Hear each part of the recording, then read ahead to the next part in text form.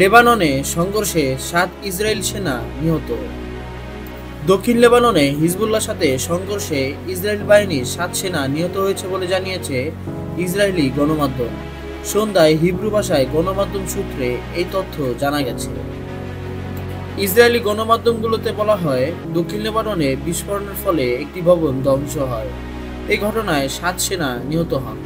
এছাড়া আরও বেশ কয়েকজন সেনা আহত হয়, তবে তাদের সঠিক সংখ্যা এখনও জানা যায়নি। এ বিষয়ে ইসরায়েলি সেনাবাহিনী অবশ্য এখনও কোনো আনুষ্ঠানিক বিবৃতি দেয়নি।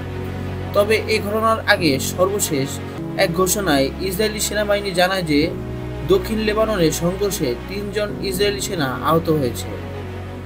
এর আগে সোমবার ১১ নভেম্বর এক ঘোষণায় ইসরায়েল বাহিনী জানায় যে দক্ষিণ লেবাননে তাদের অন্তত ১৫ জন সেনা আহত হয়েছে। এরকম আরো গুরুত্বপূর্ণ নিউজ পেতে আমাদের ভিডিওতে একটি লাইক দিয়ে অবশ্যই চ্যানেলটি সাবস্ক্রাইব করে বেল আইকনে ক্লিক করে ভিডিও শেষে আপনার মূল্যবান মতামত কমেন্ট বক্সে জানিয়ে দিন। ধন্যবাদ।